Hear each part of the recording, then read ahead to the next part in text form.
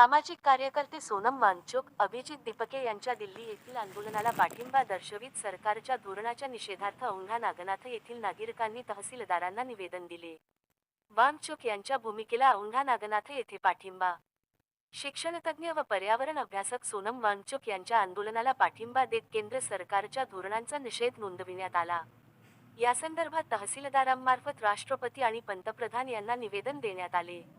विद्यार्थ्यांचे भविष्य, शिक्षण व्यवस्थेतील पारदर्शकता आणि लोकशाही मूल्यांचे संरक्षण लक्षात घेऊन सोनम वांगचुक यांच्या मागण्यांची केंद्र शासनाने तातडीने दखल घ्यावी अशी मागणी या निवेदनातून करण्यात आली. शिक्षण व्यवस्थेतील सुधारणा घडवून आणण्यासाठी सोनम वांगचुक यांनी दिल्लीतील जंतरमंतर येथे शांततापूर्ण आंदोलन सुरू केले. मात्र त्यांच्या मागण्यांवर केंद्र शासनाने अद्याप ठोस निर्णय घेतला नाही. शांततापूर्ण आंदोलन करणाऱ्या व्यक्तींशी शासनाने संवाद साधून त्यांच्या मागण्यांवर सकारात्मक निर्णय घेणे अपेक्षित असल्याचेही नमूद करण्यात आले आहे. निवेदनाद्वारे नीट पेपर लीक प्रकरणाची निष्पक्ष, पारदर्शक व स्वतंत्र चौकशी करण्यात यावी. केंद्रीय शिक्षण मंत्री धर्मेंद्र प्रधान यांनी नैतिक जबाबदारी व्यवस्थेत पारदर्शकता आणून विद्यार्थ्यांचे हित सुरक्षित करण्यात यावे तसेच आंदोलनकर्त्यांशी तातडीने संवाद साधून लोकशाही मार्गाने प्रश्न सोडवावेत, अशा प्रमुख मागण्या करण्यात आल्या.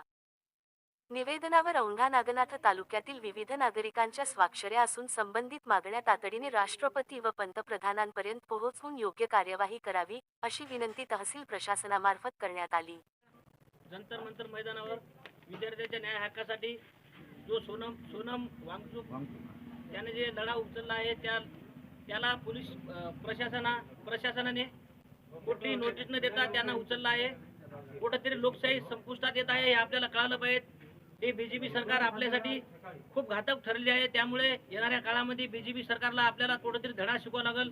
त्याला जाहीर पाठिंबा देण्यासाठी सर्व हिंगोली जिल्ह्याचे आदिवासी समाज व इतर समाज आम्ही इथे तहसील कार्यालयाला तहसीलदार साहेबाला आम्ही निवेदन देण्यात आले. आम्हाला आता आमच्यासारख्या विद्यार्थ्यांना सुद्धा या राजकारणाची घिण यायला लागली. एवढं गलिच्छ प्रकारचे या ठिकाणी राजकारण चालू आहे.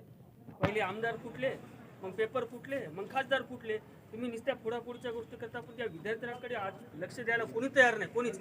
सगळे रस्ते आता जवळपास 20 विद्यार्थ्यांनी काहीतरी फाशी घेतली त्या नीटच्या पेपरमुळे. ह्याला जबाबदार कोण आहे? ह्या मुलांकडे कोण बघणार आहे? या मुलांकडे कोणीही लक्ष द्यायला तयार नाही. त्याकरिता आज आम्ही तहसीलदार साहेबामार्फत मुख्यमंत्री देवेंद्र फडणवीस व देशाचे पंतप्रधान नरेंद्र मोदी साहेब, त्याच्यानंतर राष्ट्रपती द्रौपदी मुर्मू यांना या पत्राद्वारे सांगितलं की शिक्षण व्यवस्था तुम्ही नीट चालवा. बाकी गोरगरिबाची लेकरं शिकून येत त्यांना असंच वाटतं. त्यामुळं शिक्षणाच्या या विद्यार्थ्यांना जे आंदोलन चालू केलं त्याच्याकडं कोणत्याही राजकीय पक्षांनी पुढाकार घेतला नाही. त्यांनी जाऊन कधी त्या विद्यार्थ्यांना विचारलं नाही. सरकारचं काम होतं बाबा तुमच्या मागण्या काय आहेत. कमीत कमी एखाद्या सरकारमधला मंत्री तिथं जाऊन त्यांना विचारायला पाहिजे होतं की बाबा तुमच्या मागण्या काय आहेत. त्यांना कोणत्याही प्रकारची विचारणा न करता त्यांचं जे आंदोलन मोडीत काढण्याचं काम हे मोठं पाप हे सरकारनं केलेलं आहे. हे पाप त्यांना नक्कीच भरावं लागणार आहे. कारण ही विद्यार्थ्याच्या याच्यातून निघालेली क्रांती देशात मोठी एक क्रांती आणि एक बदल घडवणारी क्रांती आहे. त्याच्या दिल्ली या ठिकाणी विद्यार्थ्यांच्या न्याय व मागण्यांसाठी मागील 20 दिवसापासून समाजसेवक सोनम वांगचुक यांचं उपोषण चालू आहे. परंतु केंद्र सरकार हे जाणीवपूर्वक या उपोषणाला दुर्लक्ष करत आहे. आज सोनम वांगचुक यांनी जो मुद्दा उपस्थित केलेला आहे तो केवळ एका समाजापुरता नाही किंवा एखाद्या संघटनेपुरता नाही, तर तो प्रत्येक घरामधल्या प्रत्येक विद्यार्थ्यापुरता आहे. आज त्यांनी जे मुद्दे उपस्थित केले हे सत्ताधाऱ्यांच्या मुलांसाठी सुद्धा फायदेशीर आहेत आणि देशातल्या सर्वसामान्य नागरिकाच्या मुलासाठी सुद्धा फायदेशीर आहेत. असे असताना या देशामध्ये आज अशी एकही परीक्षा राहिलेली नाही की जी पारदर्शक होत आहे. परीक्षेपर्यंत गेलेला आहे. म्हणजे परीक्षेचे पेपर फोडण्यापर्यंत यांची मजल या ठिकाणी गेलेली आहे. मागील 20 दिवसापासून जो असंतोष या विद्यार्थ्यांमध्ये निर्माण होत आहे हे कुठेतरी थांबवण्याची जबाबदारी या केंद्र सरकारची होती. यांची मागणीच काय होती विद्यार्थ्यांची की धर्मेंद्र प्रधान हा शिक्षण मंत्री म्हणून योग्य नाही. यांच्या नेतृत्वात आजपर्यंत झालेल्या पेपर फुटीच्या परीक्षा ह्या पारदर्शक झालेल्या नाहीत म्हणून त्यांचा राजीनामा घेण्यात यावा, ही एक साधी मागणी या विद्यार्थ्यांची होती. परंतु ही साधी मागणी असताना या सरकारनं आपल्या बळाचा वापर करून त्या ठिकाणी त्यांचं उपोषण, सोनम वांगचुक यांचं उपोषण आपण पाहिलं कसं बळाचा वापर करून त्या ठिकाणी मोडीत काढण्याचा प्रयत्न केला. आज मोठ्या संख्येने दिल्ली या ठिकाणी विद्यार्थी जंतर मंतरवर जमा झाले. त्या ठिकाणी सुद्धा लाठीचार्ज केल्याचं आज सकाळी आपण टीव्हीवर पाहिलेलं आहे. म्हणजे कुठेतरी या देशाची वाटचाल ही हुकुमशाहीकडे होत असताना दिसून येत आहे.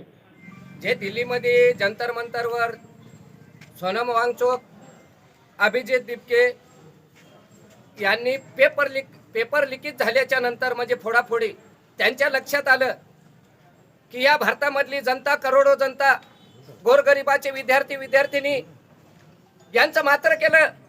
हे धर्मानं प्रधान शिक्षण मंत्री आहेत, यांच्या काळामध्ये पेपर फुटी होत आहे.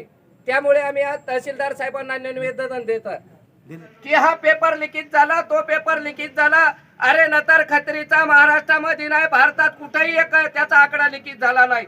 आणि तुम्ही तोंड वाचून सांगता हा पेपर लिकेज झाला, तो पेपर लिकेज झाला. आज या गरीब जनतेनं, भारतातल्या करोडो विद्यार्थ्यांनी काय करायचं? फाशा घ्यायच्या का?